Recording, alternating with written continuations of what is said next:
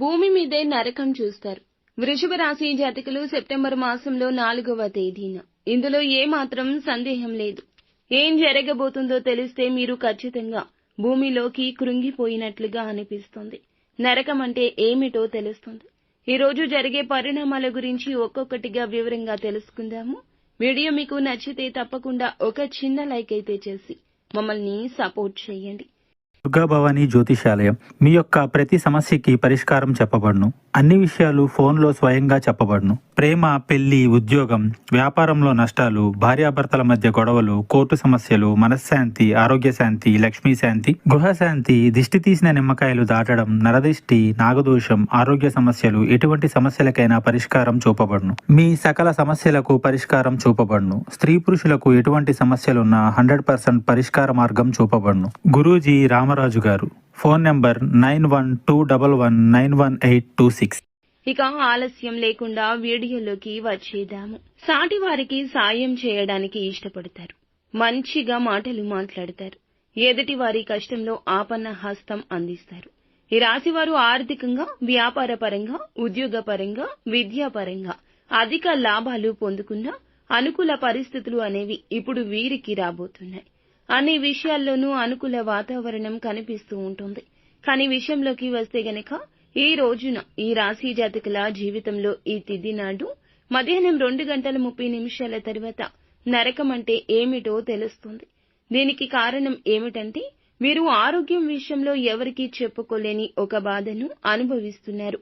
దీని కారణంగా వీరైతే ఆరోగ్య రీతిగా చాలా ఇబ్బంది పడే అవకాశం ఉంటుంది. ఆ ఆరోగ్య సమస్యను బట్టి వీరు నరక యాతన అనుభవిస్తారు. చెప్పుకోలేక మనశ్శాంతి కరువై ఎదుటి వారికి చెప్పినా అర్థం కాని నొప్పిని వీరు భరిస్తారు. అటువంటి బాధను ఈ రాశి వారు ఇప్పుడు అనుభవించబోయే పరిస్థితులు ఎదురు కాబోతున్నాయి. అది విపరీతమైన ఒత్తిడి కారణంగా తలనొప్పి కావచ్చు, లేదా పంటి నొప్పి కావచ్చు, లేదంటే చెప్పుకోలేని పర్సనల్ విషయాలు కావచ్చు. ఆరోగ్య సమస్యలతో ఇప్పుడైతే వీరు తల్లడిల్లిపోతూ ఉంటారు. ఆరోగ్యం కోసం ఎంతగానో ఎదురు చూస్తూ ఉంటారు. వీరు పని పట్ల శ్రద్ధతో ఎక్కువ ఒత్తిడిని మీద వేసుకుని పని భారం అధికమై పని ఒత్తిడి కారణంగా అనారోగ్యానికి గురి అయ్యే అవకాశం కూడా ఈ రోజే కనిపిస్తుంది. ఎన్నిసార్లు ఇటువంటి సందర్భాలు వచ్చినా కూడా వీరు పట్టించుకోకుండా పని మీద శ్రద్ధతో ఆరోగ్యాన్ని అశ్రద్ధ చేస్తూ వచ్చారు. ఆ ఫలితమే ఇప్పుడు మీకు ఈ అనారోగ్య పరిస్థితులకు దారితీస్తూ ఉంటుంది.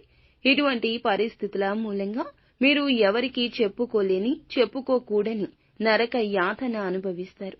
ఇక మీరు విసిగిపోతారు. దీనికి సంబంధించి అనేక ప్రయత్నాలు కూడా చేస్తారు. మీకు ఇప్పుడు అటువంటి అనారోగ్య సమస్య కూడా దూరమైపోయి చక్కటి ఆరోగ్యం చేకూరే అవకాశం ఉంటుంది. ఈ రోజున మీకు ఇలా కనిపిస్తుంది. జ్యోతిష శాస్త్రం ప్రకారం మీ గోచార ఫలితాల ప్రకారం జ్యోతిష పండితులు అనారోగ్య సమస్యలు, అలాగే మీకు సంబంధించిన ఆర్థిక సమస్యలు, కుటుంబ సమస్యలు అన్నీ కూడా తొలగిపోయి మీరు కుదుటపడి మనశ్శాంతిని పొందుకునే సమయం ఇప్పుడు మీకు రాబోతుంది.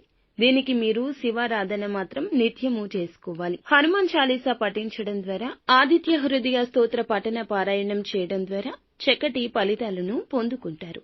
ఇక మీ దినచర్య ప్రారంభించే ముందు మీ ఇష్టదైవాన్ని మనసులో స్మరించుకుంటూ ప్రారంభిస్తే ఖచ్చితంగా మంచి ఫలితాలు పొందుకుంటారు. అంతా మంచియే జరుగుతుంది.